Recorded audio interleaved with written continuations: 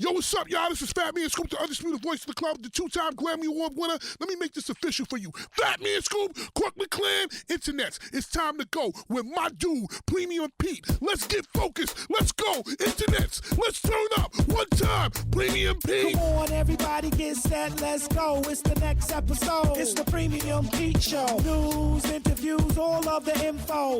Listen up. It's the Premium Pete Show. If you want the scoop in the low, down low, listen to the show, cause Milk said so. Fuck what you heard, better act like you know. It's the Premium Pete Show. Internets, welcome back to another episode of the Premium Pete Show. Sitting down, damn, let me tell you something, man. With all of the Houston conglomerate I've had on the show, I never had this individual on. Obviously watched him from afar. H-Town's own entrepreneur, besides only rapper. Okay, stop asking about if he only a rapper.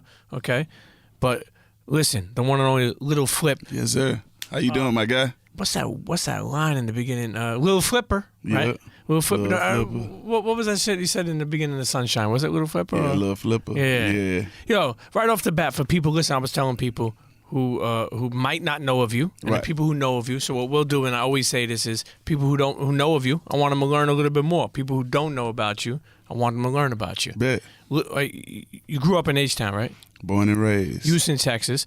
You know, mom and dad? Mom and dad, grandparents. Now, I remember hearing that like your family was very musically, somebody played the piano, your uncle, or is Right. that true? Yeah, grandmother played the piano. Uncle, dad sings, paints. Uncles, Black Panthers, boxers, athletes, army, barbers, and beauticians. So I grew up martial arts, sports, barbers, shooters, Black Panthers. Man, all of that's that. that's like every hustle you could believe of. Yeah, Was church a big thing? Definitely. Yeah, definitely. You know, it's crazy. I don't think many. It's crazy how early you got started in the game. Right. So right off the bat, I'm like, where did Little Flip, like, meaning where did that name? Because I remember, I don't know what interview, maybe it was Vlad, but I remember seeing something where you said, and I really respected it, where you like, yo, I'm Wesley at the end of the day. Little Flip is a name I came up with. Yeah. But I'm sure before Little Flip, there had to be some other names you threw around. Is it, were there a couple you ever? They always just call me Flip because, like, I used to always, like, I took martial arts and, did gymnastics, flipping off stuff and, hooping. And so they always call me Flipping, and I always would try to, like, sell something, whether it was shoes, smoke, other things, statute of limitation things.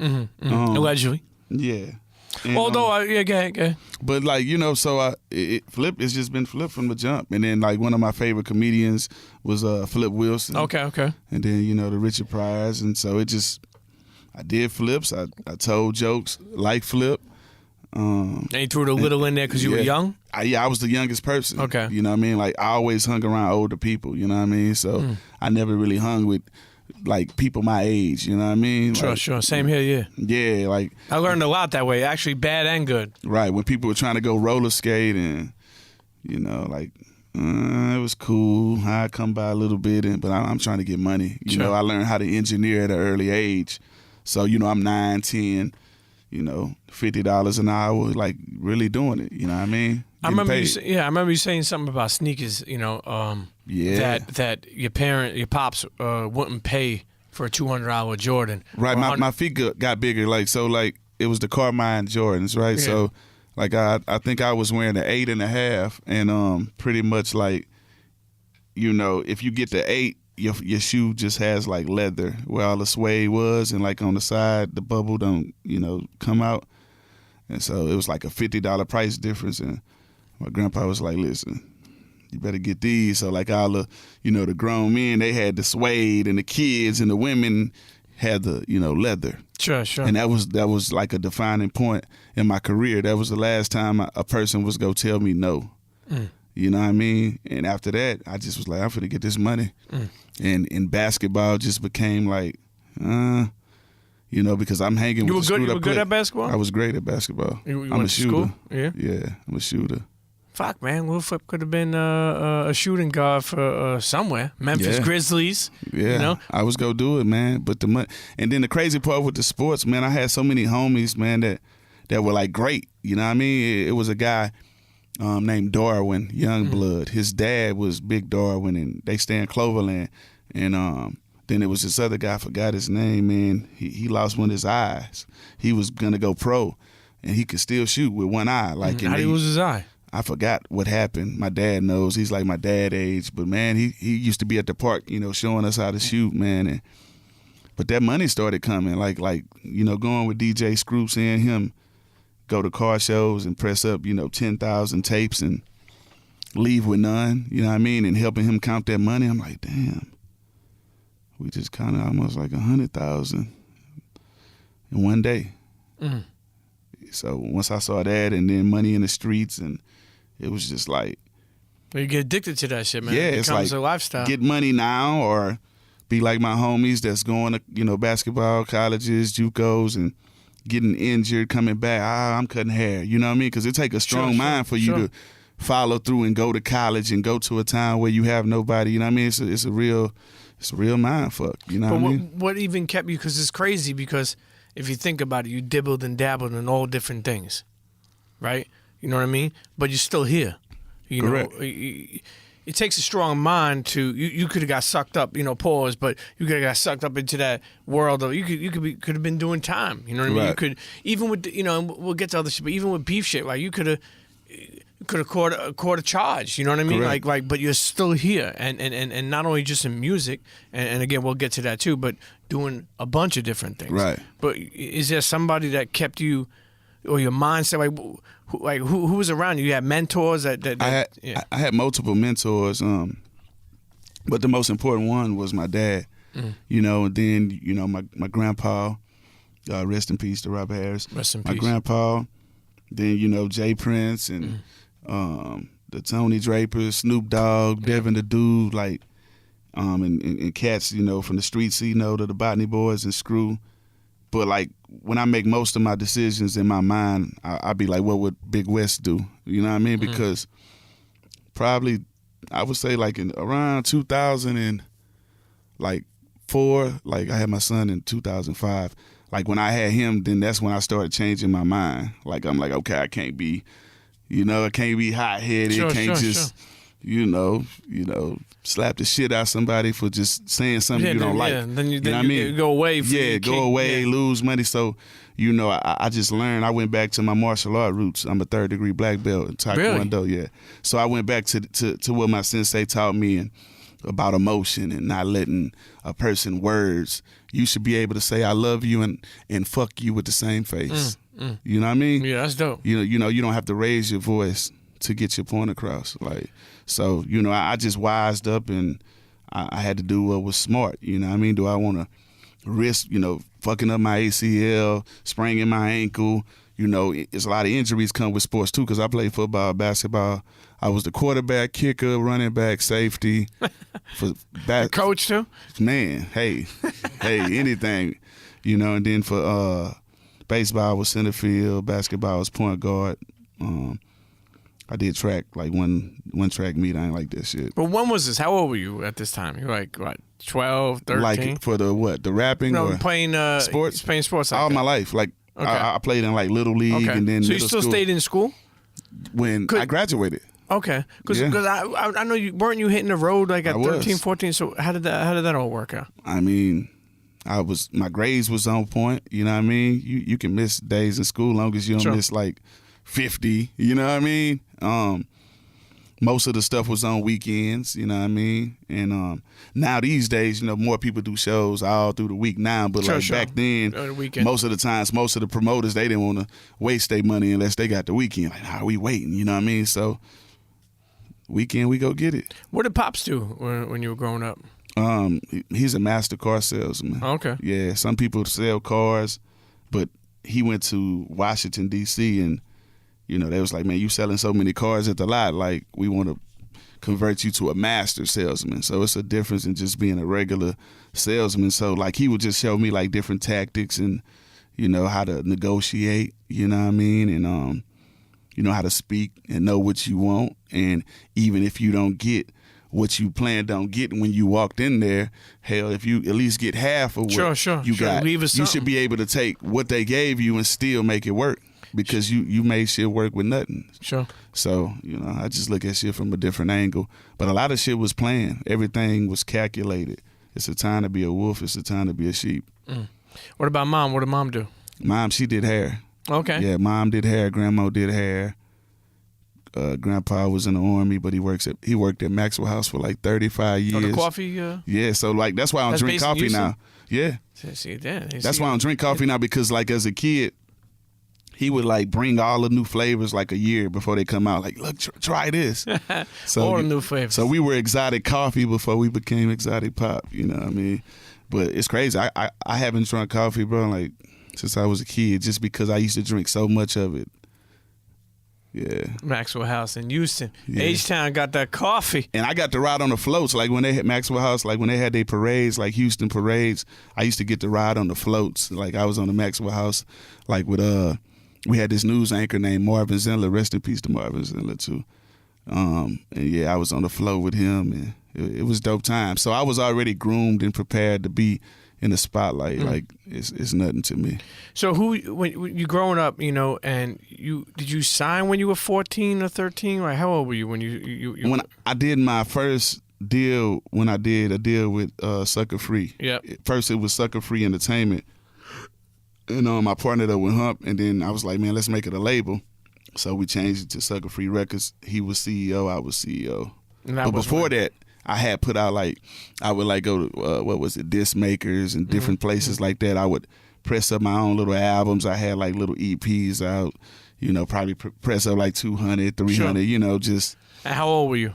This was like middle school, 12, 13. So pops and mom, like when you told them I want to be a rapper, like they were cool with that, I was already, see, I look at myself as a musician. Okay. I rap, sing, I play the drums, play the piano, I'm learning guitar. So they didn't look at it like only a rapper. I just want to be a rapper. They Sure, looked at it like he's just doing music, because I would still be rapping. I did religious raps in church, right? You know what I mean? So it was just like I'm doing what we've been doing Sure. anyway. I've been in studios. It don't matter. Your voice is the instrument. So I never got judged. Like my grandpa at first, though, he didn't really. He's like, why you go do that? Play sports? I got the tattoos. He was mad. Got the grill. He was like, what are you doing? I'm like, I'm living my life. And he didn't think, he was like, you're not going to really make money out of that, right? I'm like, yeah, I am. And then when I pulled up in my first Bentley, I was like, look.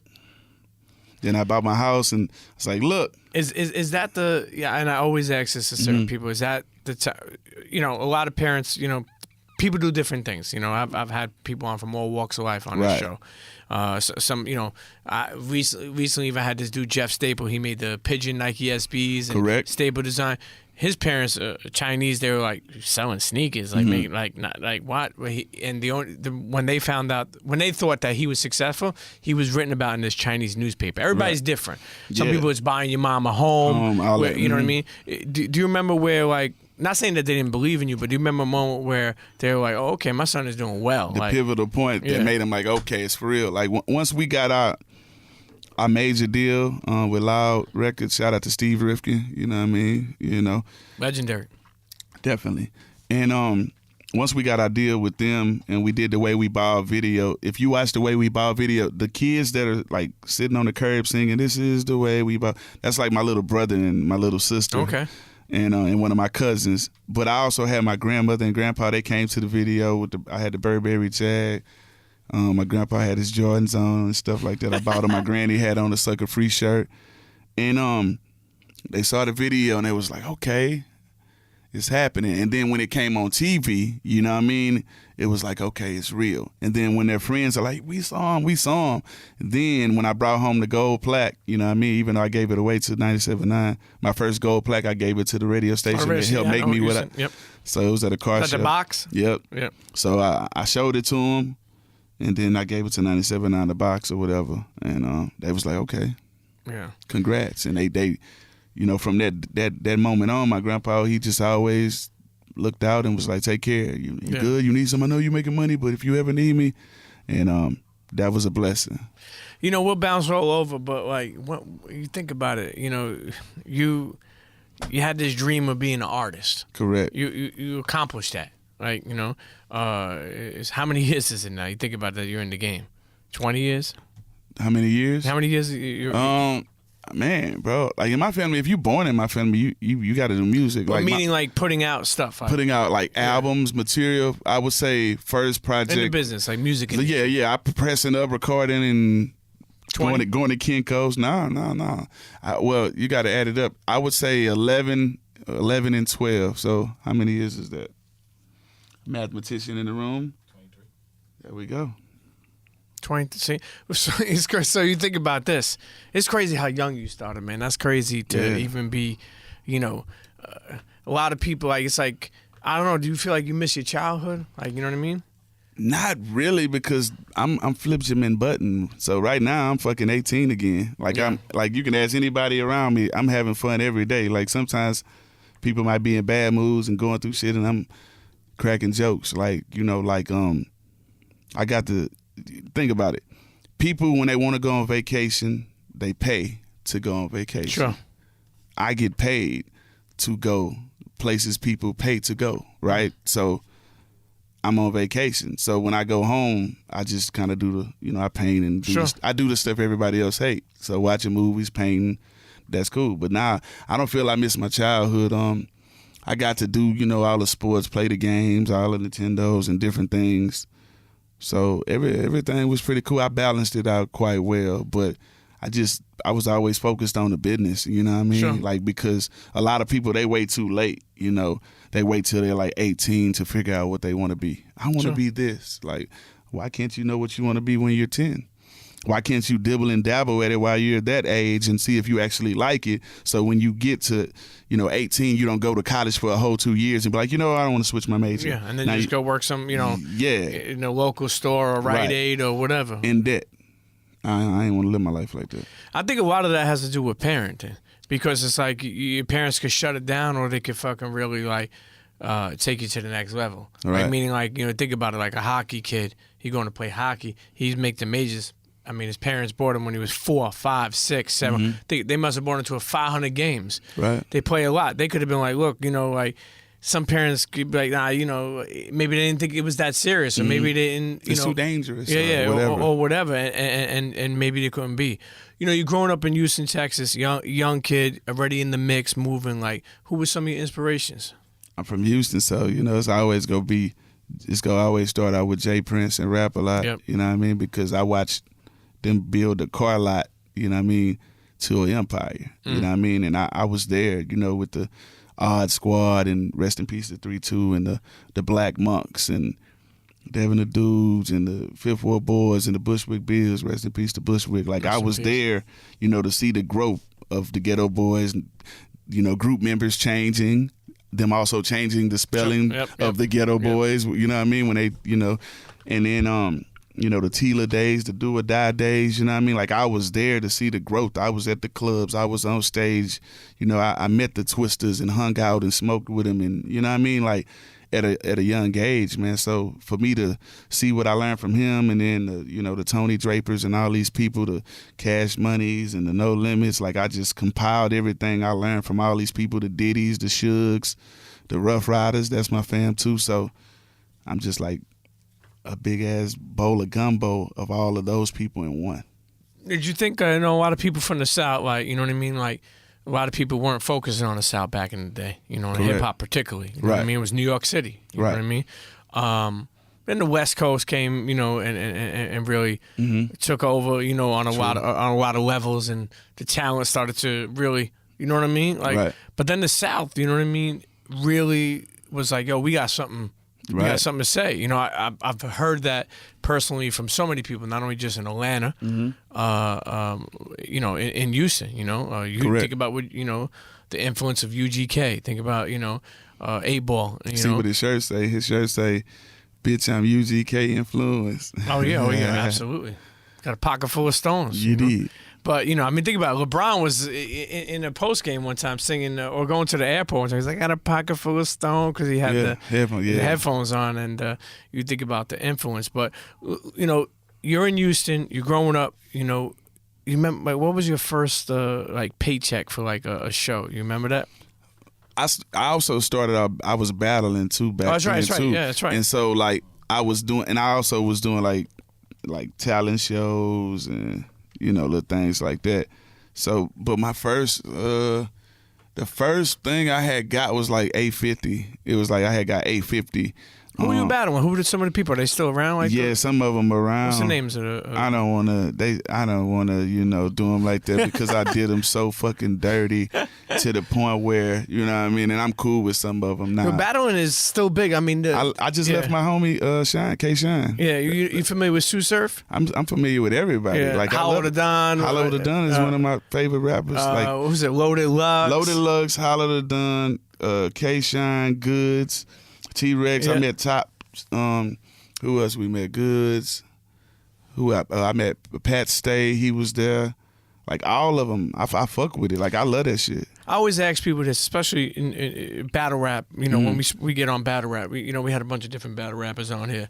From a Houston perspective, because New York people shit gets serious. You know what I mean? Like how that's one thing I really value about battle rap because people be all in your face.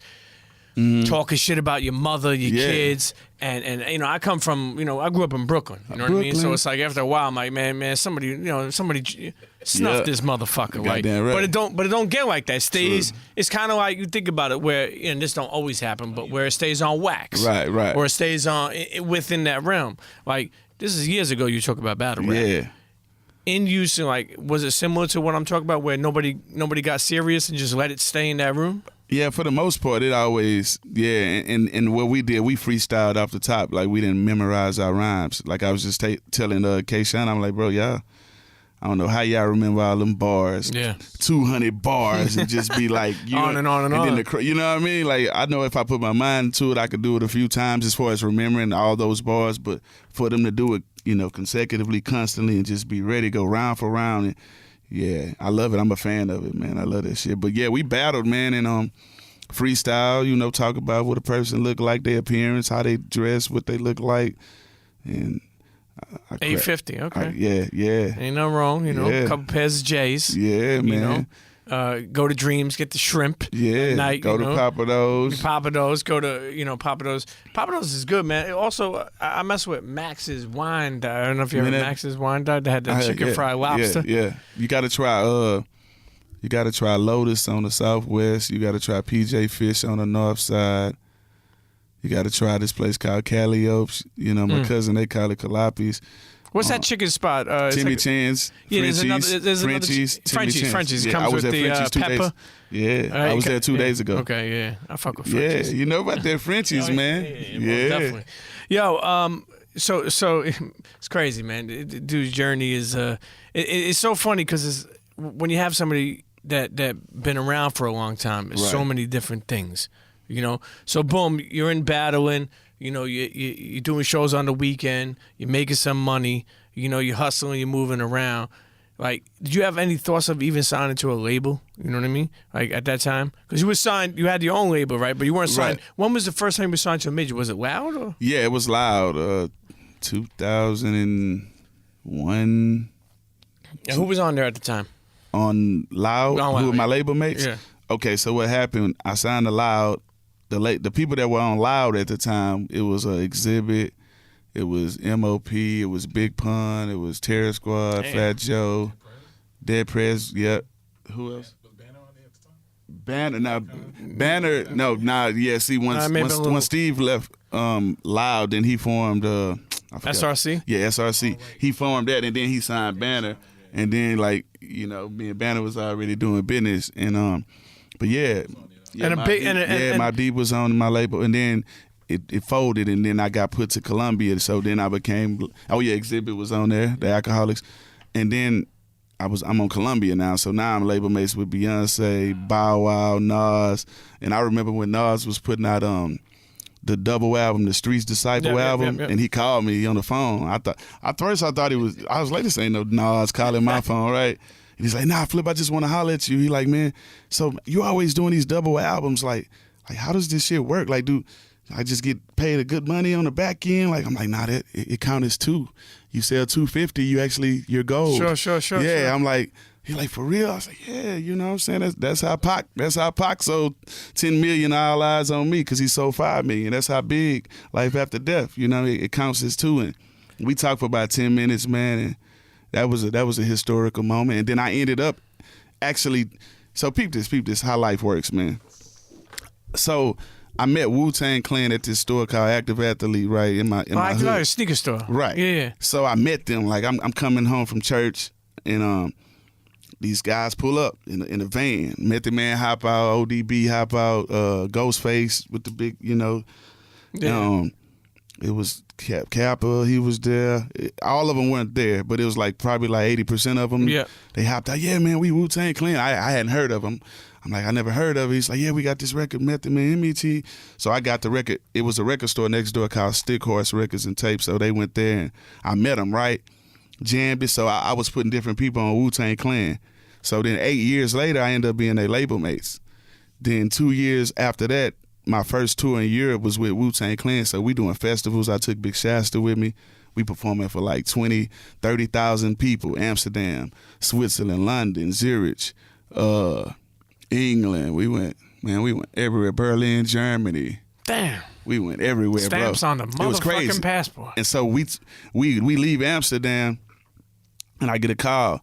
It's RZA. He's like, hey, man, come to the studio. He like, I'm working on the Blade Trinity soundtrack.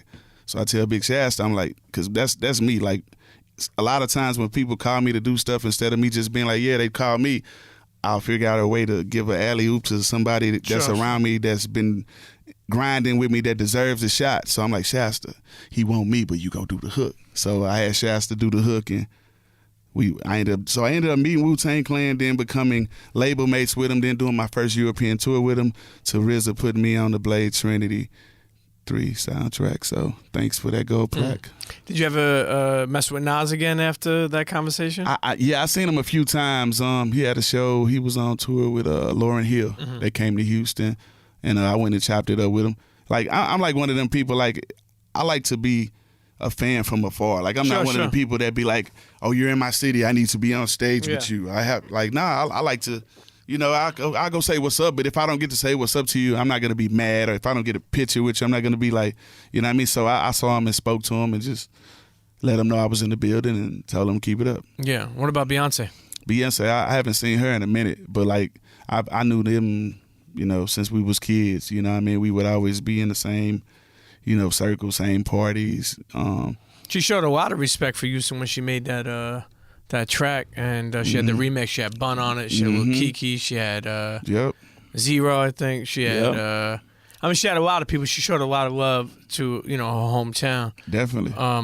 You never got a chance to work with her. Yeah, I did. I'm on Naughty Girl. Okay. Yeah, I did the Naughty Girl on her first solo album, Dangerous in Love, like 4 million albums. So I'm still waiting on my How'd plaque. that happen? Say still waiting on what? My plaque. Okay. Yeah, for that one, because now you got to buy your own plaques. They don't just give them to you. Really? Yeah. Fuck. Unless if somebody just gives you a plaque these days, they really cut for you. Yeah. Because they cost some money. I seen some plaques they made. They weren't made as the same as back in the day. It's more like cheaper plaques. Things have changed. Yeah. But yeah, and they came out to I Can Do That one time at their show, Beyonce. My first record, they came out and played I Can Do That. But yeah, basically, when you're on labels, that's the perks of being on a label. Sometimes you have access to the other artists that's on the roster, you know what I mean? And they were just like, hey, we got Beyonce, Naughty Girl, this is what we pushing. Hey, we need a verse. So I ended up doing that. Then I ended up doing a record with Kelly Rowland called Can't Nobody. And the only person I ain't did a record with is Michelle. So I do one with Michelle, then I got a record with all of Destiny's Child. You went for the gusto. Message. When you think about your career and you signed to a label, was that the first time you really seen like money? Because back then people were given big, they don't do that shit no more. Even like you think about producers, like, somebody like Scott Storch was getting $250,000 for a beat. Now, don't get me wrong, there's still money on the back end, but maybe now producers are getting like $25-50. Depends who you are. If you're top, Yeah. So game has changed straight up, and we'll get into it because I know you have actually a tremendous smartness about the industry. Correct. The way you talk, but reason why I asked that for is because you're still a young kid, right? You're battling, you're pressing up CDs, you're making this money, you're hustling. But that ain't money like the money the money that you got. Correct me if I'm wrong. From the label was some big money. Like it was a lot of money at one time, but I was still making money and making moves in the streets, as well as like when my movie come out, I'll show a little more insight of what my childhood was like, because it was a point in my life where we was making a lot of money in the streets, and I still had to play the role and go, you know, back to my grandparents' house as if I was just this little kid. And like every day he would give me like $5 for lunch, you know, but I would have money. You know what I mean? It was like, it was crazy. You said, don't spend this all in one place. Yeah. So meanwhile, like, you had 10,000 on you. Yeah, like we really had money, and I used to have to park my Corvette by the bridge, just a little bridge by my grandpa's house. And one time I brought it home. He's like, "Who bought that car?" And I was like, Hump gave it to me. He's like, "I'll take that car back." I'm like, It was funny, man. But even in what's it called, Sunshine, there was a Maybach. That was years ago. Like, when was that made? 2004. 2004. Yo, fucking on the beach. You know. Yeah, Miami. Miami. There was a Maybach, man. Yeah. Like you know. I don't know, man. I mean, I feel like nowadays it's cheaper to shoot a video, but a lot of things aren't real. Like, you know, that Maybach was that something. That was mine. Yeah. Yeah. Yeah. Yeah. So did you see that's important these days, you know what I mean? Yeah. But like for someone coming from Houston, even though you come from a family that wasn't like buying a Maybach, like, you know, you spoke about buying a Burberry Jaguar. Yeah, right. Like I know I'm not saying it feels like it's normal, but that shit has got to be different. You know what I mean? Not everybody in the hood was buying Maybachs. Nah, man. It was dope, because I used to take like little kids on rides, you know what I mean? Like, and pick them up. Hey, man, come on, y'all want to ride? You know, just to show them, because when you talk to a person and you tell them, hey, I'm shooting a movie, they'll look at you like you stupid. Oh, it takes millions of dollars. Yeah, you can't do that. Bro, you can go buy a Canon 7D for $1,200, get you a fisheye lens and a couple, you know, and shoot you a movie. I mean, but so sometimes you got to put it in people's face and let a person actually touch it for them to believe it's real. They can see it, they can but until they ride in it and they look up in the wraith and see the stars, like, okay, we can do this. So. That's inspiration. Internet, that's inspiration. Before we go to the break, you know, you're moving around, you're buying, you know, actually we didn't even go into it. Let's go into Sunshine. Okay, All right, let's do it. How the fuck did that even happen, that track? My old lawyer was managing Leah. But where is she? She's from here. Yeah, I know. I don't know. I don't really not. Sometimes I'll see her like on Instagram, but I don't really. I think she's doing like fitness or something as well. No problem. But he managed her. Put it like this: Game Over and Sunshine were the last two records I did for my album. Yeah. And they been had the record with Sunshine with the hook on it, and I was just like, you know what I mean? Like, I'm used to making up my own hooks. You know, I'll tell the singer to blah, blah, blah, or I'll do it on my own. I'm like, I don't know, man. I don't know. It's kind of, because usually when a person is just trying to be persistent, do it. Like, I feel like it's an ulterior motive. Like, why? Sure. Yeah. But what I did, instead of me trying to make all decisions, sometimes what I'll do, if I'm not sure about something, I'll get other opinions. So I played the record for my mother, my sister, my stepmom, my grandmother, a few chicks I knew, and everybody was like, I like that. So if Granny like it, Mama like it, you know what I mean? Mom, you know, hey, Sunshine it is. Yeah. And that was my biggest, like, was that what your biggest record to date? Yeah, that's my biggest record. I mean, I remember they playing that shit on radio like crazy. Yeah. And it had the mix. It reminded me of like So Into You by Fab and Tamia. Oh, yeah, type of vibe. Yeah, it had the vibe where it was like, and I like that because from being a Brooklyn dude, and I'm almost out of it. I'm still there, but it's like I love tracks like that because it made you like stop mean mugging. You know, ease up. It's okay to bounce. It's, you know, you don't have, because I grew up the Brooklyn kid. Like I grew up in like Ice Grill. Yeah, the first time I went to Atlanta. Like, yo, fucking, my man G-Rock, shouts to G-Rock, he took me to Cascades. Right. I was like, yo, I don't roller skate. Fuck you think I am? Like, you know, like, and then I did it, and I was like, oh, this shit is fun. Like, fuck am I worried about another person looking at me if I look?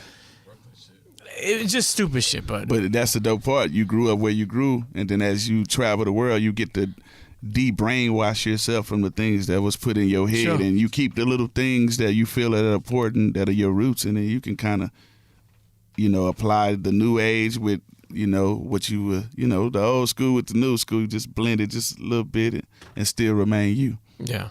So Sunshine goes crazy. Biggest track of your career. Correct.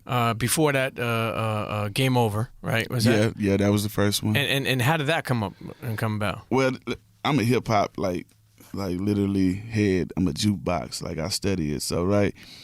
So basically, the old A&R, he was cool with the producer Nick Fury, and they had some kind of deal worked out. And he was trying to get me to rap to the Pac-Man beat, and Benny Siegel had a record called Mac Man where he rapped over the Pac-Man beat.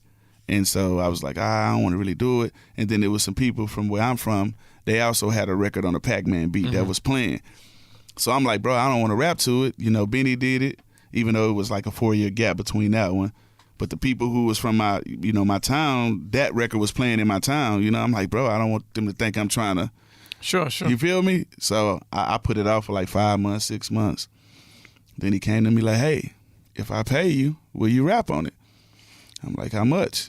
He's like, I pay you $15,000, $20,000. I'm like, yep. And so I went to the studio. I actually recorded Game Over out here in New York. Really? Yeah. And so when I walk in the studio, he cues the beat come on. Yeah. And then he hands me like this, nice gas pack. And he had Hennessy. I don't drink Hennessy, but it was there. I don't know who ended up drinking that shit.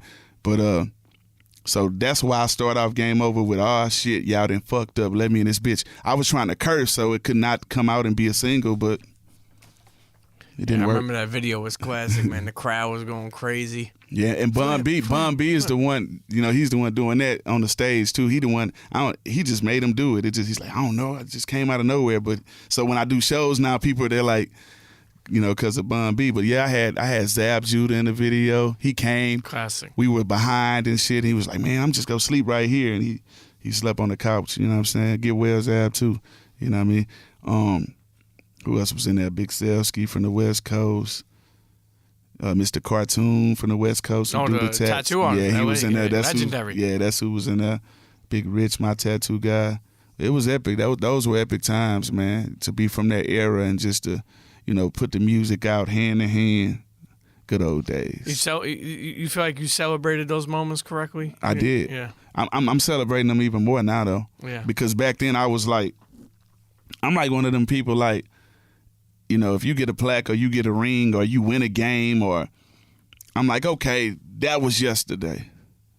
You know what I mean? Like I don't sit and bask all year. Some people win a championship, it's like, we're celebrating all year. Yeah. Nah, we go hard for a good week. We go celebrate for a week, maybe a month. Let's get back to it. Sure, get back to the hustle. Yeah. Yeah, Let's do it again. I'm with it. I'm same here. You know what? Listen, we got so much to go into. Internet's to take a quick break. Let's do it. Sitting here with the one and only Lil Flipper, okay? Microphone checker, Flipper's in the building. H-Town, 713? Yiddy. 713. Shout to Yeety. Carol. Shout to Dreams. Shout to, man. Turkey leg hut and address. Man. You got to go to Turkey leg hut, Okay, bro. okay. They give you big ass turkey leg with whatever you want in it, like shrimp Alfredo with this rice, like, and then we sell the exotic pop there too. But you we gotta get into that, man. You This- got to go to the Turkey leg hut. I'll take you next time you go. Okay. If I'm in town, I'm definitely gonna take you. If I'm not there, then I'll set it up so you can Yeah, go. most definitely. Epic. Most I get the Alfredo turkey leg. Like I get the with the shrimp in there. Tell them give you extra cream and extra shrimp, and you go ball out. You eat half then, and then later on, fuck it up later on. Say no more. Internets, we'll be right back. Cheer. Yo, what's up? This is Bun B, the Trill OG, repping UGK for life, and you are now tuned in to the Premium Pete Show. God bless you for that. Internets, and we're back. Sitting here with Lil Flipper. Yiddy. Going over the extreme journey of growing up in H-Town, young kid taking it worldwide, man. Get Correct. some stamps in the passport, Man, platinum, right? multi-platinum. 23 million albums worldwide. Really? Now, how many albums though? How many albums? Like total? Yeah, did you I done. record? Yeah. When it comes to albums, I'll say albums I consider, solo records, I would say that I consider real like solo records because I got a lot of albums that I did on original beats, you know what I mean? Yeah. But official albums like that right here, I'll tell it, except for like 2 of them. So I would say like 8 or 9, like just Leprechaun. solo Little Flip. Yeah, Leprechaun, Underground. Legend, You Gotta Feel Me, I Need Mine, Ahead of My Time, El Jefe, King Life. I put out the King Life album after that. I got a No Feelings project come out. Me and EJ, we just dropped a group album. I'm actually dropping the Leprechaun Part 2. That'll be my last album. And then me and Zero, we doing Kings of the South Part 2. Mm-hmm. Mo City Don. Yeah, it's been 15 years since we did Part 1, and we got like 5 tracks. That shit hard. And then me and Lazy Bone, we doing a project called Legacy. Trying to think who else I had. Like I'm at the point now where I just want to like do joint projects with artists that I always wanted to work with. You know what I mean? Like. So now you made a lot of money from the music business, but now it's like a lot of people may not know, that you have what's this video game business that you have? Or the Extreme Pop is not only the Exotic Pop. Yeah, but didn't you guys make something for like Travis Scott? Are you part of that business? We made a like a $50,000 vending machine for him. We made one for Lil Pump.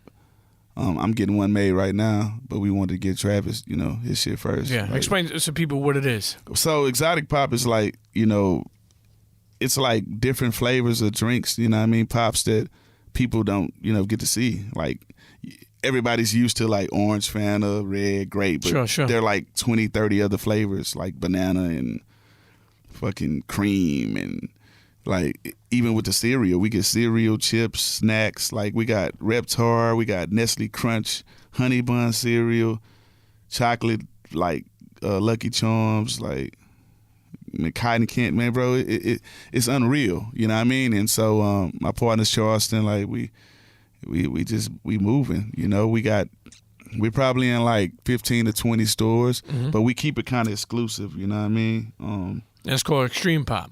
Exotic Pop. And how long has that been in? The business been around? The business has been around for it's probably like 2 years, 3 years now. I've been fucking with them from the jump, and you're like a partner in there. Yeah, as well as brand ambassador. So we just been going hard with it. So basically, the money, because it's funny, and I told you this, when we were off air, but people look at sometimes people as one thing. I bring up Little Flip, they may just think you're an artist. Correct. Right? In this day and age, that is not the motherfucking case anymore. Not Correct. Meaning with Little Flip, meaning just in general, right? Again, like Extreme Pop, right? You think about like there's a bunch of other things. I correct me if I'm wrong, but even like some cannabis strains or yeah. I got the Cloverland Kush strain. I got the propane Kush coming. And what is that, like dispensaries? Or yeah, it's going to be in different places. Some in Denver, some in Detroit. I got the King Life. No Jumper? Okay. Yeah. I got strains coming, CBD. So music is not the main source of money anymore? Nah, music is like what you utilize to promote all your other stuff. You know what I mean? My biggest thing that I'm working on right now, I got my own TV, like live streaming TV cable app. It's called Flip TV. It'll be out in like 2 weeks. Can you pull it up so I can show it to him, EJ, on your phone? And then I'm also gonna have my own network on Flip TV. So basically, I'm like Time Warner. Sure. You get like 550 channels. You get the pay-per-view. You get the sports packages. You get like Stars, Power about to come back on, you know what I mean? Like, it's a real fucking network. Like, you can give it to them. Yeah, Flip TV. And you go through there, you watch what you want, you know what I mean? Now my network Flip TV, the network, it'll be right under Fox when it comes to, alphabetical order.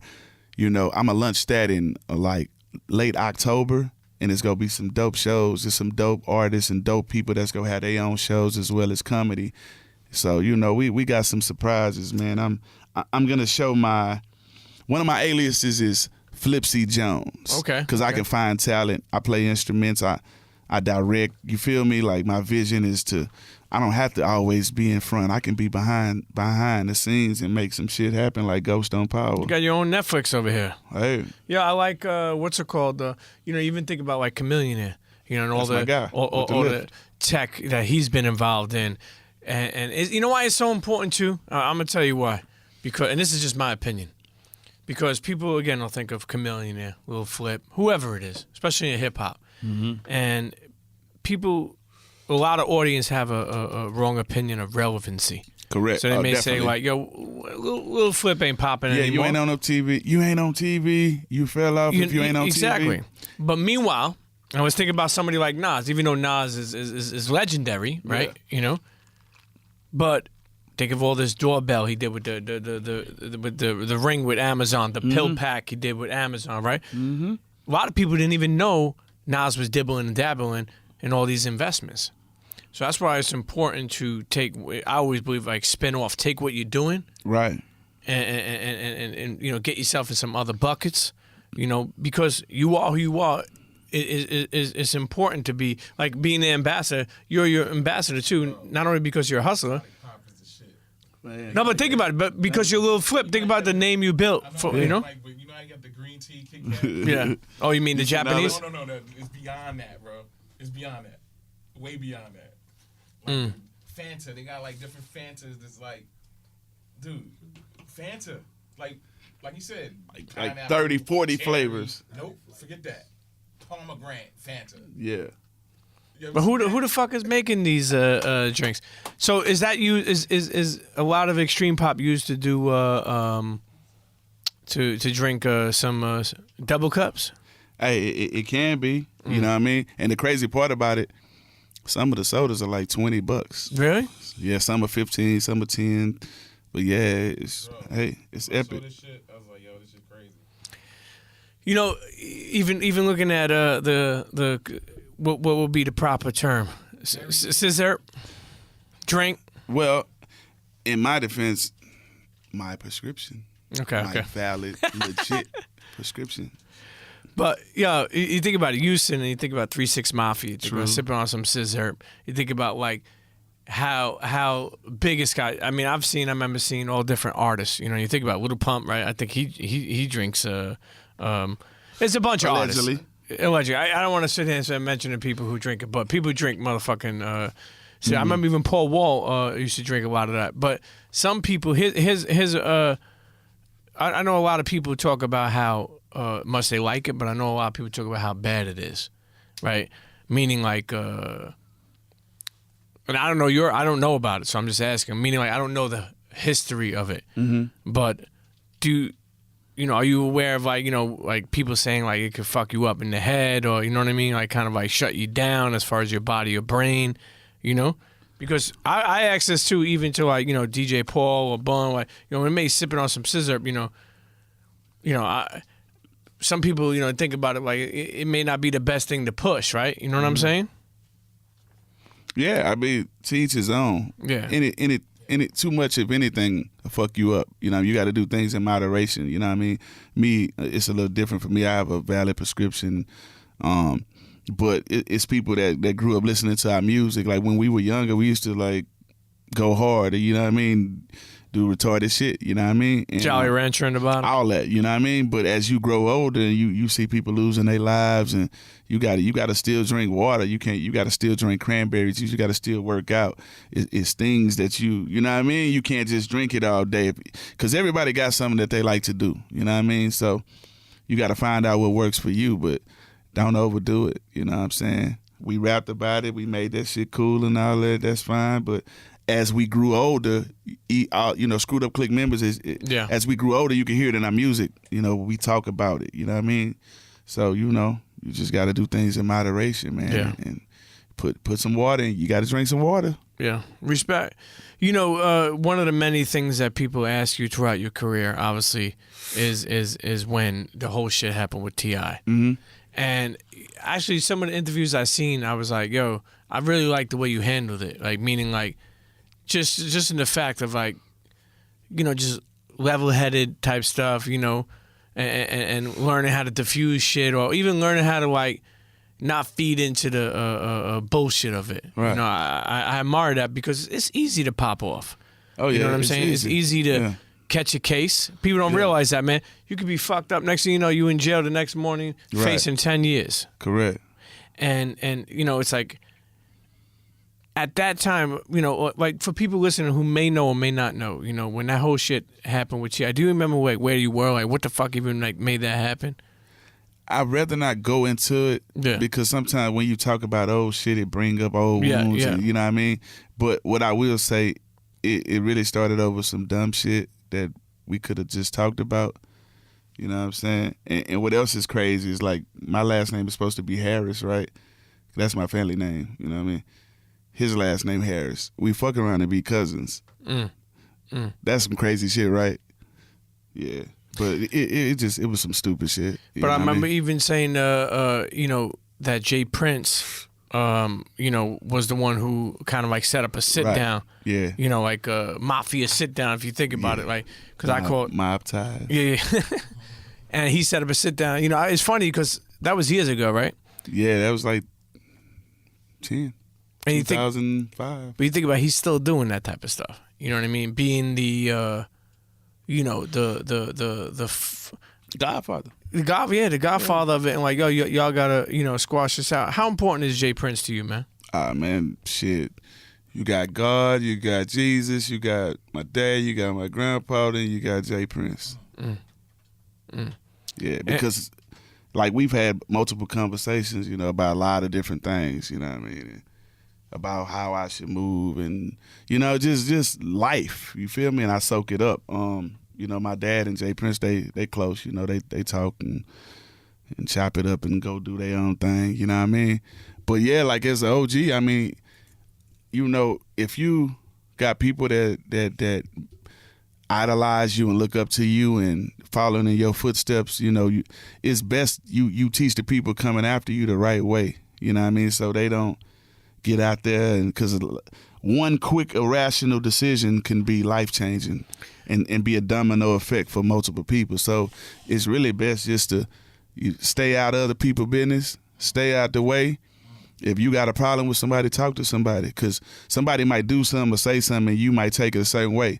And instead of you running to somebody else and be like, hey, man, he did this, just go to the person and be like, hey, when you did blah, blah, blah, I felt like you did that and I took it like this. What did you mean when you did it? And you got to approach a person with the right tone, too. You can't, because I don't know too many grown-ups, grown boys, grown men, grown kings, whatever you are, you know, that would let another grown man just scream in their ear. You know what I mean? Like, like I'm the type of person, if you raising your voice at me, I'm going to tell you, hey, if we go talk, we ain't going to scream at each other. And then if you continue raising your voice, then I'm going to remove myself from the situation or remove you.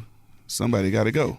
You know what I mean? So I think it's dope, though, you know, to not let, you know, us being minorities and we getting all this money, you know, we work hard and now I'm working smart and you get to the point you beefing, you starting shit, you like it's so easy to post some shit and it start a whole bunch of dumb shit. Everything that happens in your life, you don't have to go to the fucking social media.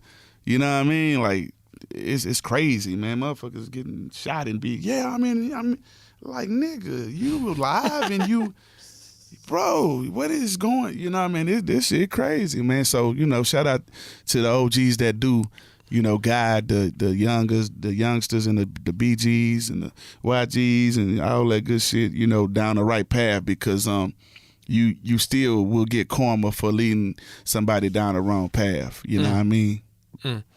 You know, with Jay Prince, like we were saying, and you know, bringing that together and your career, you know, and even Houston, like, you know, did you know, again, I don't want to get into like particularly him or that. Right. I don't want you to talk about, I don't want, it's all good. No, because I respect that. Like, you know, sometimes we talk about shit that could bring it up. You know. But what I mean is, like, did you feel like at that time, like, that was like a hit on your career, or you had a show? And the reason I say this, I say this for is because this is the only thing I hate about hip hop, is that motherfuckers feel like they got to show who they are, and then they lose themselves. Yeah. You think about it, like all these young kids, like Right. like my man Johnny Shipes. I don't know if you heard of Cinematic Music Group, but you got a lot of young dudes on there. These dudes he signed, they going away. They shot someone, next thing they're gone for 10 years. Like, oh, you just signed, got $500,000 or 300,000, whatever it is. Like, I'm not saying money changes people, but Right. when I grew up in hip hop, Right. a lot of kids I seen rap. Right. Okay, that was to get out of the hood. That Correct. was to get out, like meaning like, yo, if I could this rap shit could hit off, then it could change our life. Right.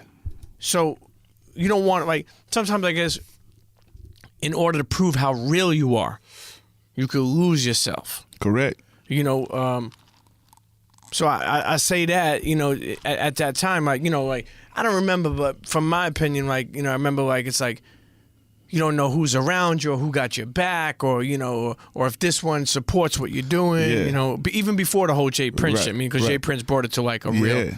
shit, but it's like, you know, that even affect you in your mind? Like, damn, man, why it's just fucking me up, or you know?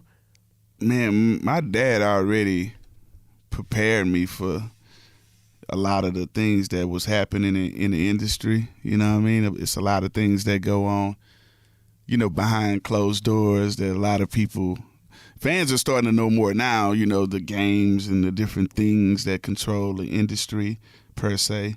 But nah, I was prepared for things like that. I'm smart enough to not let nobody trick me off the streets. I'm smart enough not to fall for some dumb shit. You know, I'm the type of person, you know, that smoke propane. Like I'll address something. Like if I'm thinking about something, I'll address it then and move on. You got a lot of people. If you talk to somebody, you say, "Hey, I'm moving past it." Some people, they'll say, "Oh yeah, I moved past it," and then they'll leave. Man, that bitch ass nigga, you all still want to fuck him up. I'm the type of person, if I say I'm moving past let's move I'm past moving it. past it. You know what I mean? So it's like, I'm moving past it, you know what I mean? Yeah. But yeah, nah, man, it revealed a lot of people, those snakes, like as far as who people I thought had my back and different things, and it removed a lot of people from around me that didn't need to be around me. Sometimes it takes that for that to happen. Yeah, it which is was crazy. cool because I have to roll with people that think like me, have the same energy, solid, and always ready to go, no matter what the situation is. You know, I can't be rolling with no. Sure. Yeah. And that reveals that throughout those years. It's crazy because you never ever had a show at the same time or whatever, like, you know. Yeah, we've had events in different places, and you know, like I say, if I see him, I speak. Sure. I look at that shit like hip hop is competitive. You feel me? I just look at that Exactly. shit like it was a misunderstanding. It got blown out of proportion. We sat down. Jay Prince said, "Hey man, it's over with. Don't talk about him. Don't talk about him. Do your thing. I see him, I'll speak." You know what I'm saying? I'm over it. Like totally over that shit. You know what I'm saying? I moved on, you know, in real life. And that's a beautiful thing. Hey. You know, I heard you say before, success is very different to others. Yep. And I really believe in that. I don't think people preach that enough, meaning like, you know, success to me may be going on vacation. But Yep. success to you may be, you know, being able to put your kid through college. You know, but the way you spoke about that shit, damn, this room is cloudy as fuck. Yeah, propane. Got me on secondhand high over this motherfucker. I'm like, oh shit. Hey, King looks distant from over there. But speak about success, man, because the way I remember hearing you talk about that shit, Right. man, I don't think like there's a lot of guidance in that message. Yeah. You know? Success to me is whatever you feel in your heart, right? Like if you feel like once I get this diploma or this degree, I made it. This is something I did for myself.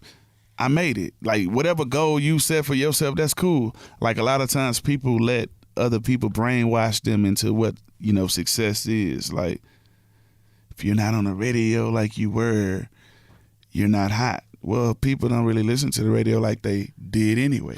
But, you know, you gotta be content and happy with what you see when you look in the mirror. Me, all I wanted was a Real Gold album. The record I did with C-Note of the Botany Boys, Diamonds in Your Face, I spray painted it gold and I put it in my bedroom in my grandparents' house on the wall. And I was like, I'm gonna get a Real Gold plaque. I'm gonna put a real one up right there. That was just my goal. Like, you know what I mean? I got a Real Gold plaque. So getting to 23 million albums, fucking 13 million ringtones, and you know, being on Ludacris album, 3 million sold, Bun B album, gold, almost platinum.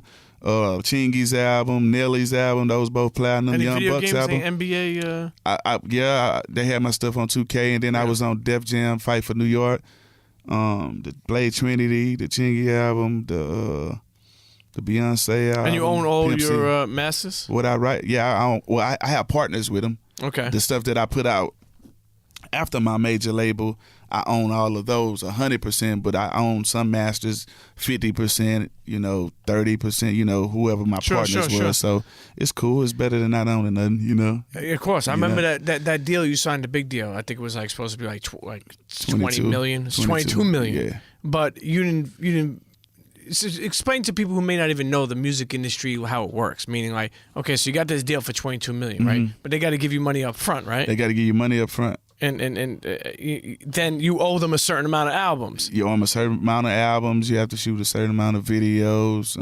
But you didn't finish all that because what? You just got out of the. I left one, two. Well, I did 2 with them, and then I dipped out. I think it was I think I had It was 4 albums. 5. It was 5 albums. 5-album deal with an option for another one. But I had a label deal. So I had the Lil Flip deal, then I had the deal, the Sucker Free, because we got budgets to put out artists. Sure. So it was like a combined type thing. But like once Steve Rifkind left and, you know, things, it started like just, you know, changing. It was people that was around and brought us there, and it just went to people not knowing the screw culture, not caring. Actually, you spoke on that, you know, and Yeah. not to cut you off, but you know, King, and he made this great analogy of labels. You sign up to a label, and you know the A&R that you know may have brought you on. He maybe he leaves. And then all of a sudden, you know, somebody comes in. It's like, all right, you know, you got Little Flip under there. Yeah. It's like a counselor, meaning they got a caseload. Yeah, and they don't You know what I mean? shit about you.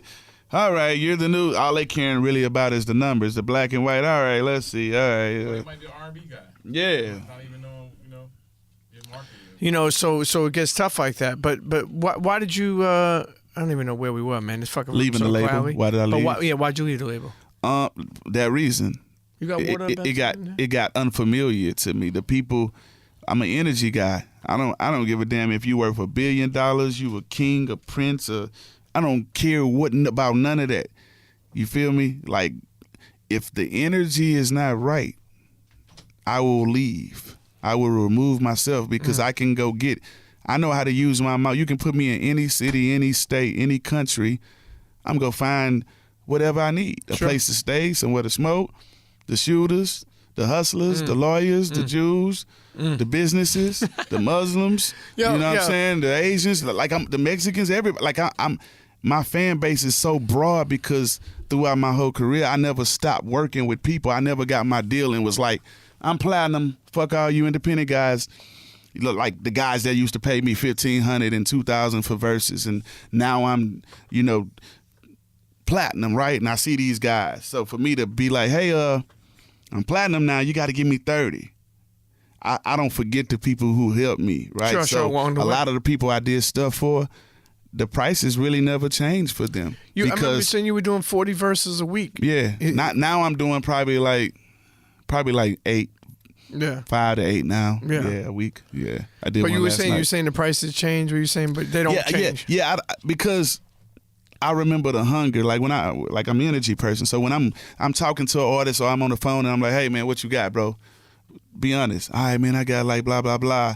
You tell me you got a number, and then I come around. You like, oh man, I'm going through this and blah blah blah. And then I come around, I do the verse, shoot the video, and then in the middle of us shooting, you know, we at the strip club. You throw about 10 bands.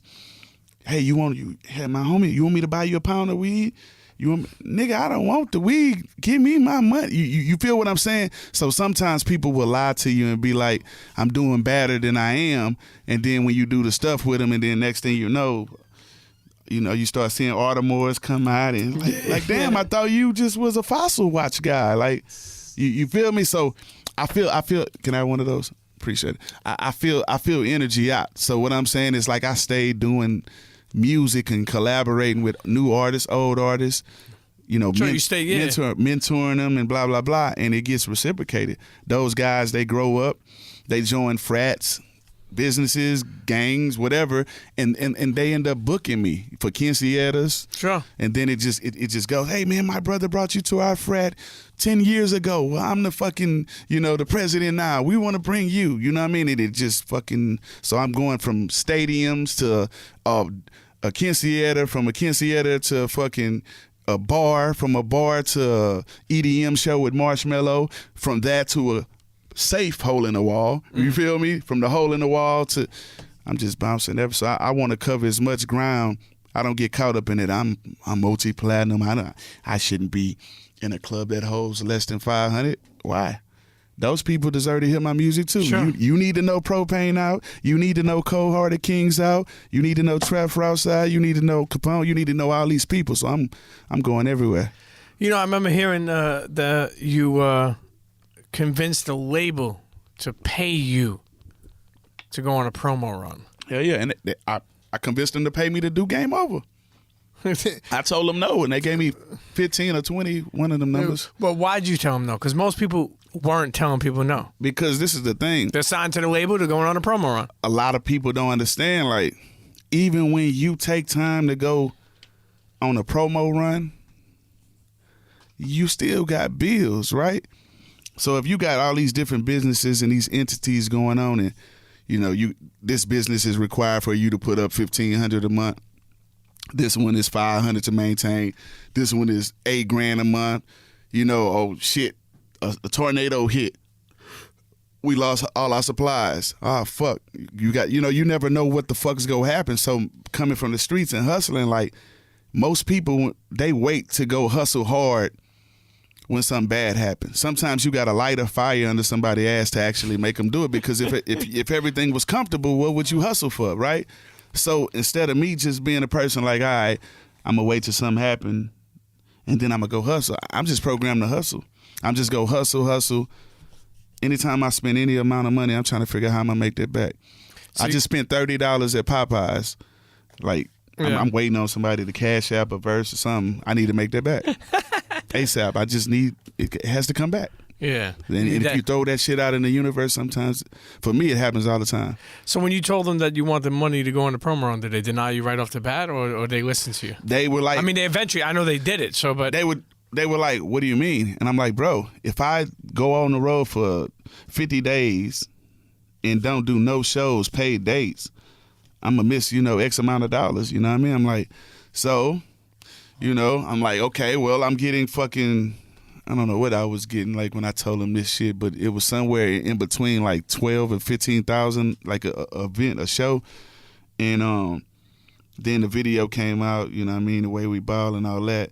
And then it went up. And then I'm like, listen, y'all the label. I'm a compromise a little bit with you. If you can guarantee me $5,000 every market I go to, I'll take that hit. I'd rather make, $50,000 or, $60,000 rather than zero when I'm used to making $150. So I'll take that hit. And then what I'm going to do when I'm in them towns, I'm going to set up some after parties and I'm going to do some verses with some guys and girls or whoever to offset the balance. So I'm a hustle, you know what I mean? We go make it work. And so they looked at it like, you're right. And yeah, they paid me to go on a promo run and we was getting money and my people got their per diems and everybody was getting paid. And that was with Columbia? Yeah. That's crazy, man. Yeah. That's legendary for that shit. Hey, thanks to my dad and Jay Prince, man. I learned, man, you got to show that you got integrity if you want somebody to respect you. A lot of people, they're lovers of money. My dad always taught me don't love money. It's a piece of paper. Tomorrow they might say tissue is money. Now, are you going to go jump off the bridge because you threw away and shitted on so much tissue? Or are you just going to wise up and hustle tissue? You know what I mean? And so... Shouts to Shaman. Yeah. Message plug. Hey, Mark Howe. Hey, I could be your ambassador. Hey, listen. But like, I don't love money, but I like it so much you can't tell the difference. So meaning like you can't just dangle some money in my face or do something for me and just think I'm just gonna be like, oh, you're the best. Like I'm gonna be grateful. I'm gonna show you gratitude and be like, thank you, but I'm not gonna kiss your ass or lick your shoes or conform like everybody, because you have people that are leeches, man. Motherfuckers that come around you. Happens all the time, like, especially with crews. Yeah, I had a homie. He used to hang with me one day, and then next week he hanging with Zero. Next week day he hanging with he throughout the whole week, nigga just hang with different motherfuckers. I hang with Flip today, I'ma drink and smoke free. I hang with Zero tomorrow, I'ma drink and eat good. Nigga had it all planned out. Like these, hey man, bitch nigga, snitch nigga, like how YG said, Shermanator. But yeah, so that's my definition of success, man, and all that, man. Stand for what you stand for, man, and just do it with integrity. And they paid me for that promo run. Man, salutes for that. Have you had a moment where, because you came through a lot of different money, where you just bought something like crazy? I mean, I know you bought a Maybach, I know you bought the Burberry Jaguar, but I mean, have you ever bought something where you're like, fuck, man, like I didn't need to buy that? Bro, from 15 to 15 up until 2000 fucking How old are you now? I'm 38, but Okay. vampires, we never age, but they say I'm 38. But from the age 15, I'm 38 now. Like, you know what I mean?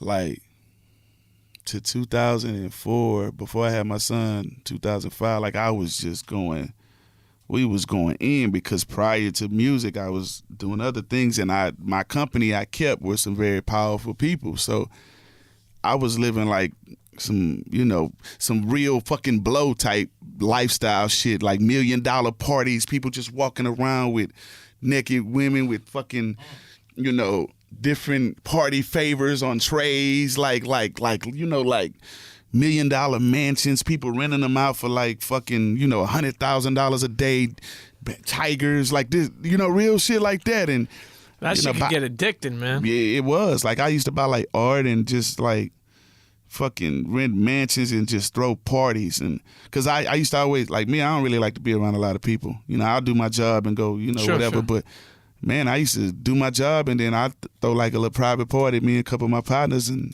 sometimes it'd just be me and just women. Sometimes it'd just be me and 20 women just smoking, kicking back. Like how Nino Brown said, great. But yeah, art, cars, renting mansions, like eating shrimp, buying champagne, buying fucking Cristal, cause Big and Puff always rapped about it, and Jay so much. So I don't even like the way Cristal tastes. Like I like how rose tastes. Yeah. Like it's a little bit Yeah, sweeter. sweeter, Cristal's a little, but. Have you ever, you think about it, you lived that life for a long time. Yeah. And a plane. I had invested in a jet too. We was on some other shit. well, back then? Yeah. We had, it was 3 of us, but it cost so much money to maintain a fucking private jet. Like I was like, bro, can we sell it? Cause I don't, gassing up it down at like $15,000 just to, Yeah. Sure, it's a it's lot of money to gas that up and maintain it and have a pilot. Yeah, It's a lot, coherent pilot like that. You don't want anybody flying the plane sipping on some scissor. You don't want a motherfucker. Yeah. But have you ever felt like? Because think about it, evolving is one of the most important things. Meaning not just being one way. Right. I'm not talking about businesses. Meaning like even as an artist, there's a lot of young artists out there. Correct. There's a lot of older artists. Correct. Who are you messing with as far as like young artists? Are you dealing with not only in Houston but have you been dealing? Yeah. Well, I'm dealing with an artist named E.J. Carter from St. Louis. He raps, sing, make beats. Like one of the hardest motherfuckers I know. We got Trap Frost. He like, man, this motherfucker is like a hook master, and just he got his own shit. Like he from Chicago. You got King Sherman. I call him Captain Hooks because he go come up with a motherfucking hook so quick. I usually don't like to have other people come up with some of my hooks because but I'm to the point now where like it's like we the Avengers. These motherfuckers come up with some shit so jamming, and Sherman will come up with a hook. So we got King Sherman, we got Amir. He play a lot of guitar, you know what I mean? We the Fab Five, like when it comes to that.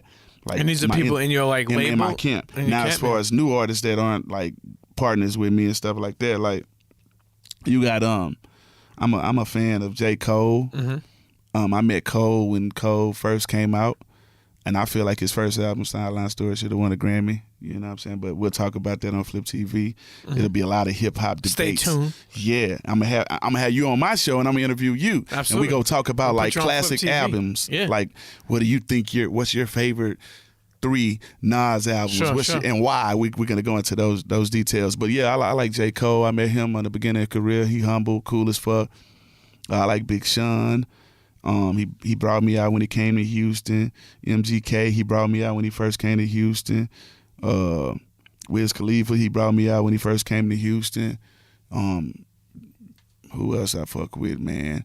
I like YF and Lucci shit. We got Megan Thee Stallion. She doing her thing. I fuck with Moneybagg Yo tough. I'm like one of the biggest Moneybagg Yo fans. I fuck with Bag. I like Black Youngster. Yo, Yeah. where the fuck is Mike Jones? I like man? Dave East. Dave too. East is That nice, nigga yeah. hard too. My Mike, he doing shows. Yeah. I feel like I seen him. That's the name of his next album, I think. What, where is Mike Jones? Yeah. Mike Jones. First it was who? Now everybody. Yeah. There's a lot of dudes I know, from Houston that didn't see him for a long, long time. Mm-hmm.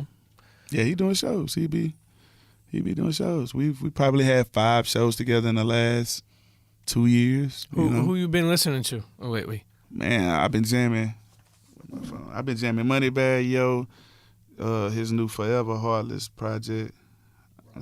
I've been jamming some Rollo the Pimp and Rollo, Free Rollo too. You know what I'm saying? All shit, pop shit. It's this artist named Zena. She just dropped the album. It's dope.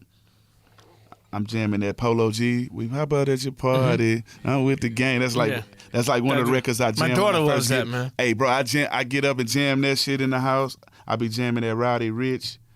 I jam that Lil Mosey. I fuck with Ace Boogie with the hoodie. I fuck with fucking Black. That dude, he sing. You know what I'm talking about? But he spell it with a 6. Slack, yeah, But it's Black. The Black with the 6. Yeah. Yeah, from Atlanta. Yeah, I fuck with his shit. 6 right, yeah. I'm going through my playlist now. I fuck with the Baby. I fuck with Lil Baby. I fuck with Juice WRLD. Like, I'm going through my shit. All the babies. I got Juice WRLD. Now, what about Little? Like, did you ever meet any like Lil Baby? You ever met him? Yeah, I met Baby one time. Yeah, Lil Baby. Yeah, It's funny 'cause when you it think feel about- weird calling them Yeah. like men babies, but you know what I'm saying? Like it be. But Well, how many Littles out there? Little Wayne, Yeah. Little Flip, right? Lil you got Baby. Lil Wayne, Lil Zane, Lil Bow Wow, Lil Pump, Lil Nas. You got. That's right, Lil Nas. We got. Look, come on, help me, y'all. Who else? Lil Scrappy. Lil Scrappy. John, Lil John. Is it more Christmas? Lil O. Is it more Lil young? Kiki. Lil More Kiki. youngs or more little? It's more littles than anything. I think it's more littles, bro. It's like Wayne, man, so many fucking. You think it's more youngs than Yeah, Lil? so we got, that might be a discussion. But that's that. We need to have that discussion on Flip TV, man. Like a count. Like, But I fuck with you. I'm going through my list. I ain't gonna stretch it or nothing like that. But I fuck with Money, man. When I wake up, I be jamming that I had to boss up for a check. That's like my theme song. I fuck with Money, man. I fuck with Future. I fuck with OTB Fastlane. Some of the Migos shit. I fuck with Uncle Murder. It know what I hit mean? different. Yeah. He got that news track. Yeah, It hit different. Yeah. He. You know one thing I love about And I fuck with Drake. I fuck with Meek too. Yeah. I fuck with everything. Like I fuck with Nipsey. Rest in peace. Rest in Nipsey. peace. When Nipsey raps, it's like he's teaching you. You know how somebody can rap and you can be like, okay, they just putting words together, but Yeah. the confidence when Nipsey rapped, it was like he knew his shit. And I know my research on him. He read a lot of books and he's a smart guy. So like, yeah, man, that shit was, you can tell when people talking they shit and they mean it and you know they living it. Yeah. Yeah, I fuck with Nip music. His production be dope too. Rest in peace. It's crazy when you think about all the littles. One day we got to get to. It's funny. I'm Lil sure. Sammy. I'm sure people. Yeah, I'm sure people will get, let us know, all the littles that we Yeah. missed. It's like almost when you mention somebody, like it's like you want to shout a couple people out. It's the You worst can't- thing to do. yeah. Because then you forget people. You forget, I know. What other littles? Lil John. Well, we got you on. We got you on. Lil Mario. Yeah. But you think about like, as we wind this episode down, you think about you Lil being an Fame. artist. Little Fame, yeah. MLP. Yeah. You think about, we spoke about you being an artist now, entrepreneur, but always had that mindset. It just probably wasn't the word they used back then. Little C's. That's yeah. it. Junior Mafia. Keep them coming. Yeah. Now that you're an Lil entrepreneur. Duval. Yeah, Lil Duval. Lil Kim. Yeah, see? Fuck, man, it doesn't stop. Yeah. What's the best decision you made in business so far, you would think? Best going with my energy. Going with my energy and going with logic over emotion. Lil Snoop, rest in peace, Lil Snoop. Yeah, rest in peace. Going with energy and going with logic over emotion. A lot of people will stay in a relationship, not just like boyfriend and girlfriend relationship, but like business, whatever kind of relationship.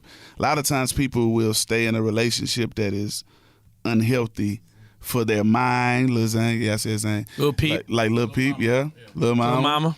Like, a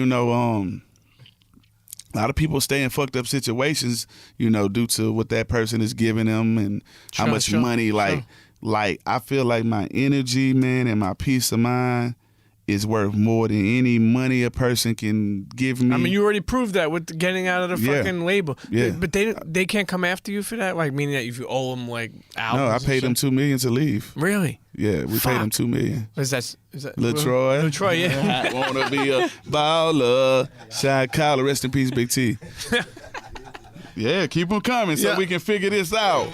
Cause I don't know a whole bunch of youngs. I know, yes, I already know DJ Hard Hitter in the building too, man. Yes, Shout out sir. to FA the Plug hooking this up. Yes, sir. Yes, absolutely. Got to give credit where it's due. Absolutely.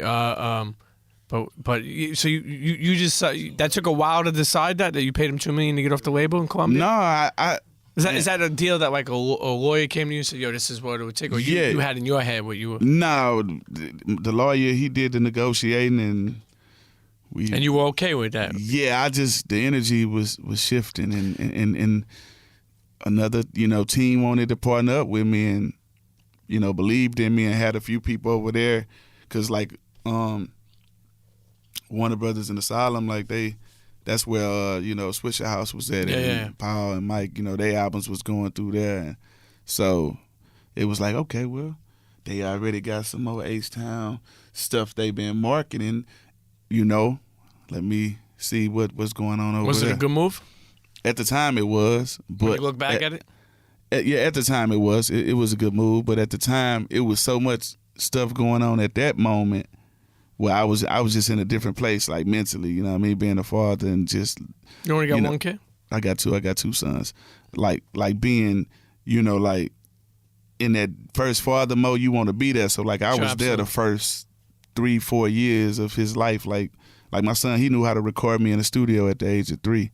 Damn. Yeah, like I would be in the booth. He'd be like, "You want to do another track, Daddy?" Like I, so we painted and I take him to watch, the ducks and feed the ducks and like all those moments that I remember having with my dad when I was little. So Pops was there a lot for you. Yeah. My dad and my grandparents. We went fishing. Yeah, that helps. You know what I mean? Like a lot of people, sometimes you realize how much it affects them when they don't have a father.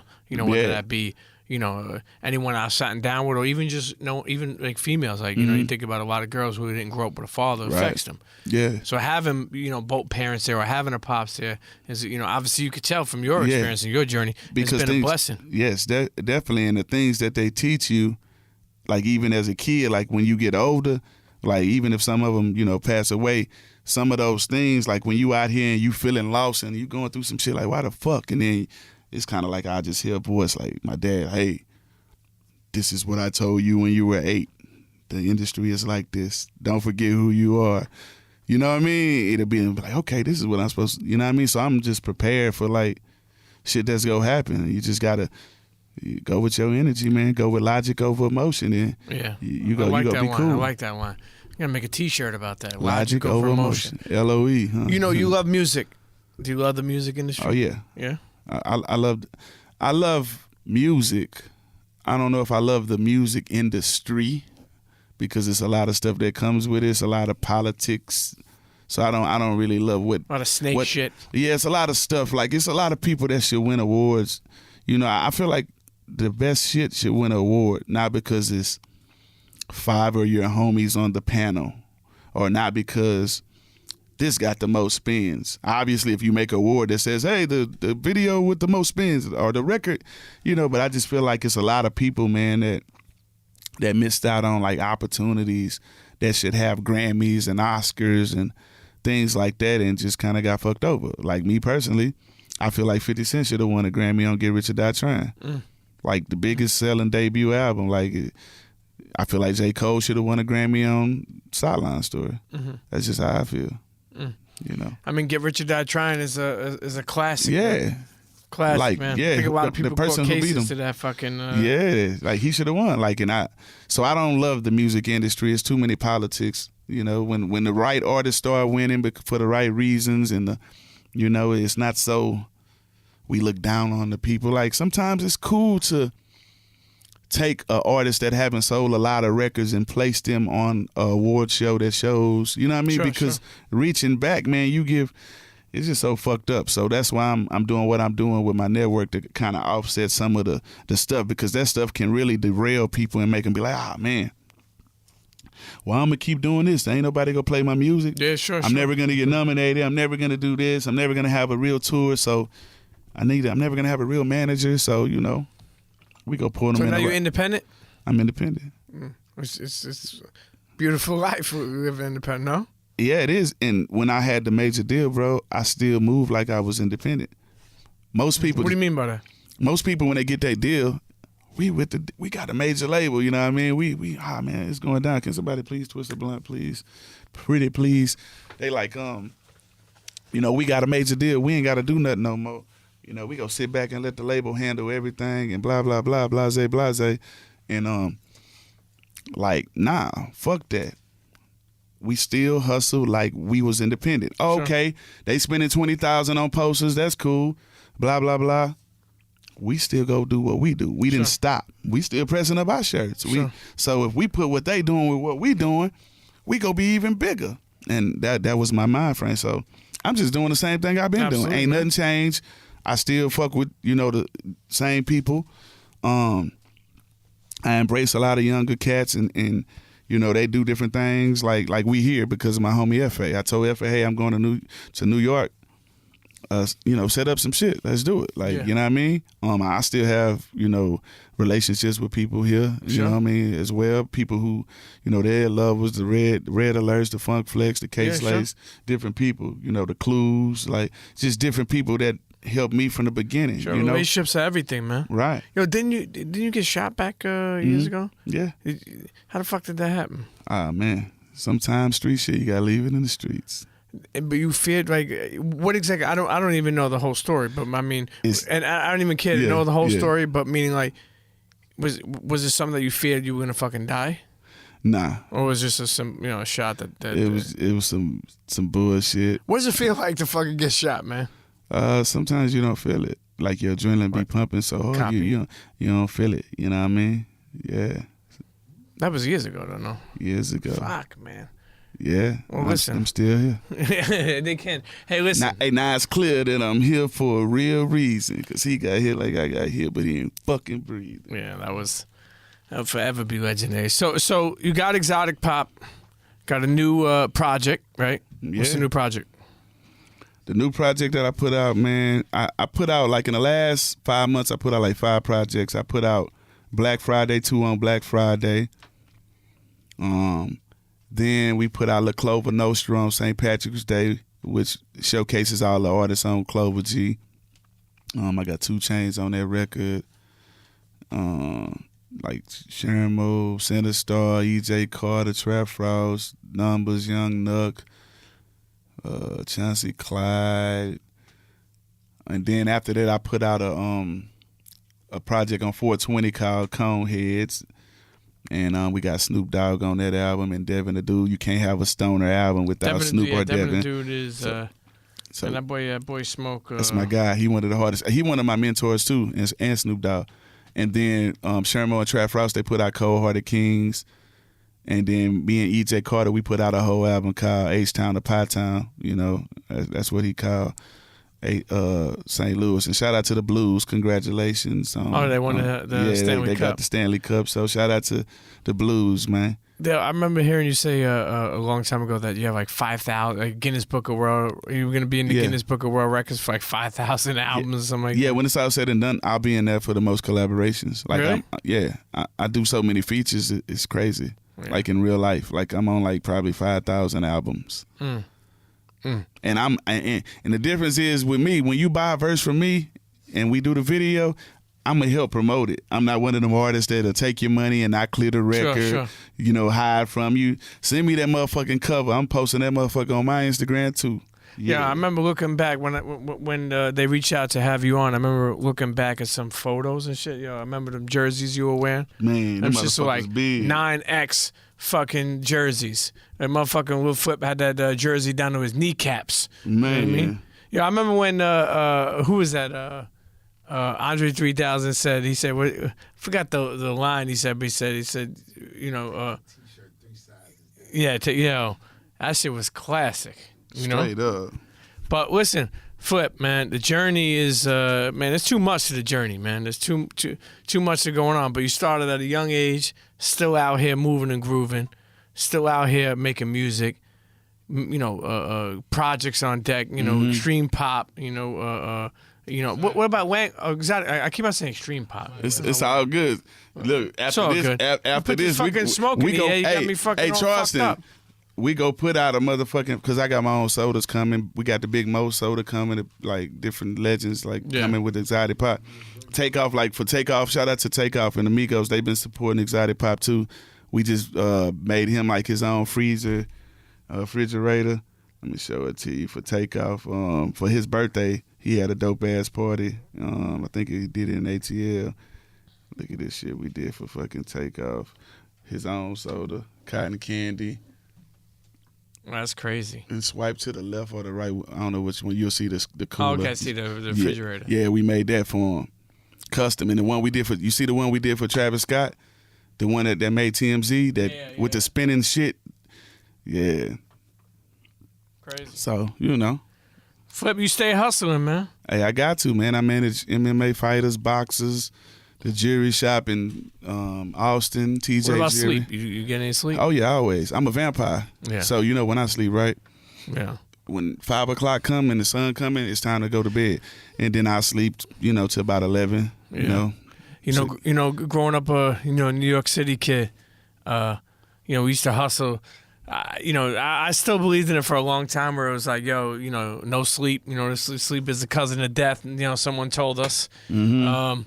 But you know, I'll be honest with you, as you get older, man, your mind will tell you, you know, you don't got to worry about the shit, but your body will be like, nah, man, we clocked out, you know, at 1 o'clock. You know what I mean? Yeah. Like, it's crazy to, as you grow, to realize that. Like, you got to listen to your body. Yeah. Yeah. If I'm tired, I'll take a nap. Yeah. Like, power naps are the best thing in the world, man. Definitely. That's one thing I do, man. Like a lot of people be like, you do so much work. How do you get your? Hey, I'm gonna get my rest. And no matter if I got to get a few hours on the plane, sleep on the window, whatever the case may be, I'm gonna get my rest, man. What about anything as we close this episode? Isn't there another app you have like Landbridge or something like that? I did the Langbridge app. What's that about? Communicating with the fans. So basically, it's called Langbridge. It's language and a bridge. So basically, I can type something in English and communicate with my fans in another language. It'll translate it to what they speak, and then they can send something to me, and I can get to read it. And so I talk to fans and do features. Like, oh yeah, I forgot to tell y'all. Fuck it. Should we tell them? I'm helping executive produce one of Raz Kaz's new albums. Oh, nice. Shouts to Raz Kaz. Yeah, he dope, man. I got him on my project called No Feelings. I'm doing with Kilroy. That's coming soon. We got a hard record called 9/11. Oh, well, we in New York. We might as well talk about it right quick. So I got a record with Raz Kaz on No Feelings, and it's called 9/11.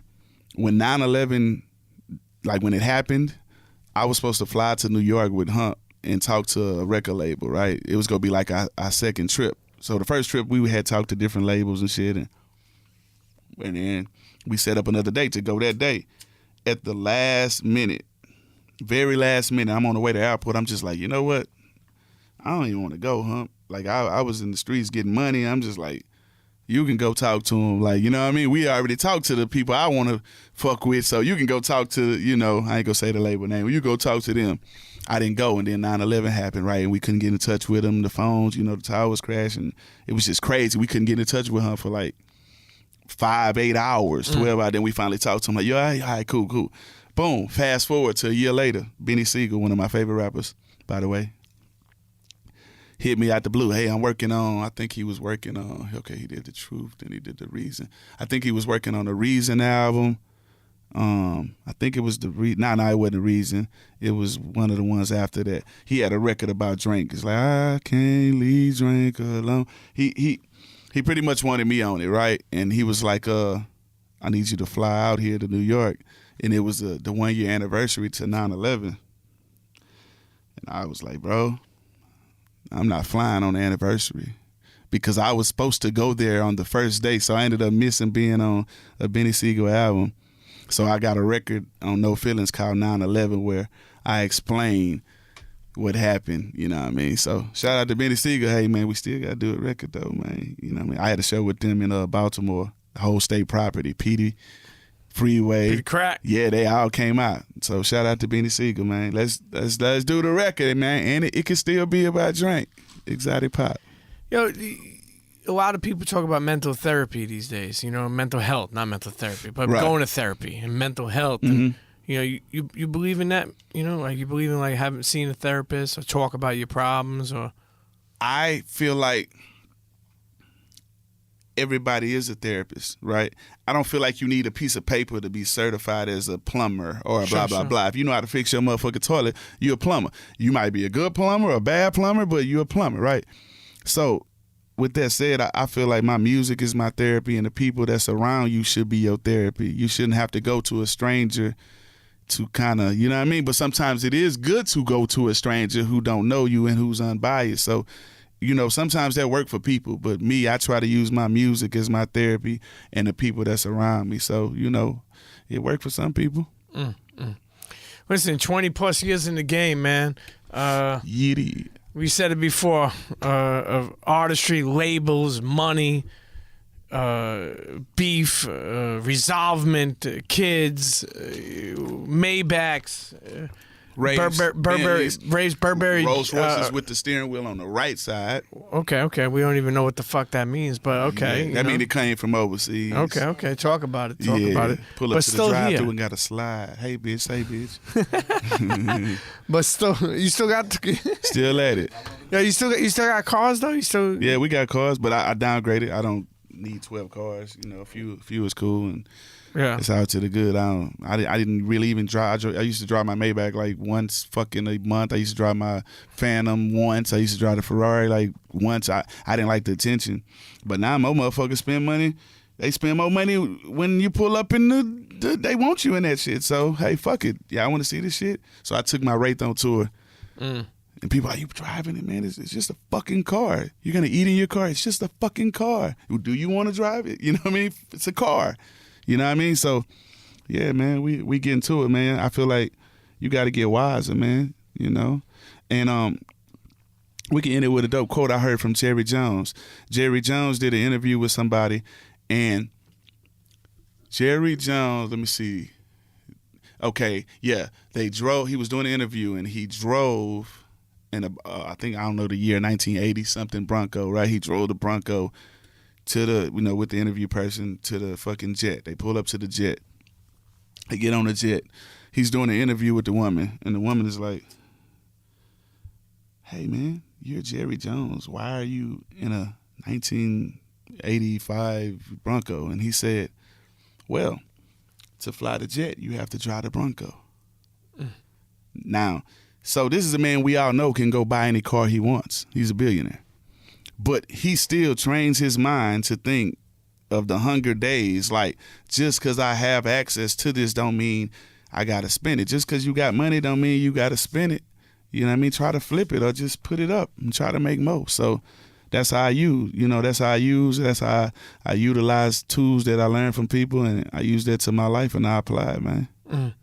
You know, and even on that note, you know, a young artist from anywhere, down south, anywhere is listening, you know, And a lot of people don't want to sign to a label today. And some of them, I feel like, know what they're talking about. And some are just, you know how we just get on the wave, like, fuck that, I don't need no label. Yeah. You know, people just say, like, you know, but they're not realize they may have to put up their own shit, da-da-da-da. There's an artist out there struggling right now, you know, or trying to get his shit on the radio, trying to figure it out, man, trying to get, you know, like, but he's nice. Right. You know, what's some advice you would have for somebody like that? I want to clarify this for artists. Here you go, Hitter. Like, just like success, everybody got their own definition. Struggling, everybody got their own definition, right? You have some people that will use the word, I'm struggling right here, I'm a starving artist. Nobody won't help me. Man, I don't know what to do. But these same people will go out and go buy the Yeezys for $1,000, aftermarket, whatever, you know, if they can't get them in the line. Sure. You know, whatever the Ferragamo belts, whatever brands, keep zips, whatever jewelry, you know what I mean? But not, you know, nice car, eating at Nobu every day. But you're not putting that money into your craft. Your artwork looks like Little Ray Ray in the 3rd grade did it. Your mic you're rapping on sounds stupid. Your shoes cost more than the mic you're rapping on. You want DJs to play your music, but the quality, you know, you don't want to, okay, yeah, well, you know, you want to smoke loud. How about you not smoke an ounce this week? How about smoke half an ounce and go to a $50 an hour studio instead of a $5 an hour studio? You feel me? Rap on a Newman mic. Like get, so a lot of people use the word struggle. Like, you got to look at yourself and stop overspending money on. Yes, your image is everything. You know what I mean? You're like, I know people that's whack, but their image got them on, and you feel me? But some shit work for other people. You can't base how your success gonna be off of what happened for somebody else. You just got to pretty much cut back on overspending, thinking you got to have every color Jordans that come out. The motherfuckers go come out. Hey, man, they go come out with so many colors, bro. You go been and spend about $2,000 a month. You feel me? Then they go, the women Jordans go look better. They get the dopest colors and shit. You go have your ass trying to squeeze your 8 foot in a 7 women's. You know, so, you know, to the artist, like, man, you know, spend money, man, in places to make you look professional. You know what I mean? Travel with people that are professional. Don't, you know, you can't be talking crazy to program directors and DJs and all that. You walk up to a DJ, man, and he don't want to play your record at the moment. You say, all right, you take defeat the same way you take, you know, winning. So if he tell you, I can't play it right now, blah, blah, you shake his hand and you look him in the eye and say, all right, man, well, maybe next time, man, my name is blah, blah, blah, man. Sure. I mean, you know, blah, blah, blah. Sometimes a person will tell you no just to see how you handle it. Because if you act like a bitch the first time I tell you no, I don't need to fuck with you. You didn't already show me, you know what I mean? So, you know, just treat everybody with respect and don't have a big head. Just because you got 1 million streams, 1 million whatever the fuck, 1 million followers, if you can't figure out how to turn 1 million followers and streams into $1 million, that shit don't mean a damn thing. You could have 1 million followers and $1 in your account. And on that, at Little Flip on Instagram? At Lil Flip 713 on Instagram. And what about Twitter? You still fuck with Twitter? Kinda. Yeah. Yeah, I kind of fuck with it. You got a lot of quotes, man. Throw them things out there. Yeah. You got a lot of like people, I make fun of myself. Sometimes they call me Pastor Pete when I want to put something out. But hey, listen, Pastor Little Flip could be out there throwing some gems to you. Nah, man, you seasoned, man. You seasoned. You've been around the block, man. Call me Codeine Bay. Internet's Little Flip, man. Make sure you support what he's doing and understand, you know, he's out here moving, not only just an artist, but, you know, and evolving in life, man. Congrats, man. Blessings. No problem. Glad to sit down with you. And you know we got it. I thank you for having me. Yeah. Real shit. And we coming back. Like Arnold Schwarzenegger said, I'll be back. Yeah. But I need somebody to give me a beat. We can't live without giving you a freestyle. I am the freestyle king. So EJ, we gonna do it like we did in the classroom. You go give me one of the can I get a beat from you?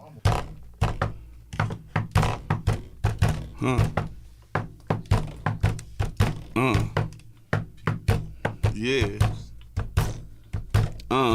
I say hip hop started out in the park. I used to hang on the block when it's dark. I ain't giving up my seat like Rosa Parks. I got shooters in Mo City and Heim Clark. Rest in peace to 3-2. I I hit your bitch and now she speaking Hebrew. Yeah, I'm from H-Town, the home of rap a lot. I'm the type to take the hood house and then trap it out. Look, Thundercats, she's a hoe. In New Orleans, they used to wear Jabos and Reeboks. The block is hot like Lil Weezy. We trapping like Young Jeezy. Tomorrow I got a show with Akon. Watching The Wire and we living like Avon. I'm a hustler, bitch, I'll sell Avon. We drink that wok and that Akon. That's that drink talk. Blue faces like the rapper. When I walk in, that's that bank talk. The coupe all black, that's that Shabba Ranks talk. I'm from H-Town, we don't fuck with you with gank y'all. But I'd rather be on the island like Gilligan, chillin'. Yeah, I don't need Ritalin, calm down. I could bomb you, nigga. Yeah, go AK, Saddam, you nigga. Yeah, the pot of gold, leprechaun, you nigga.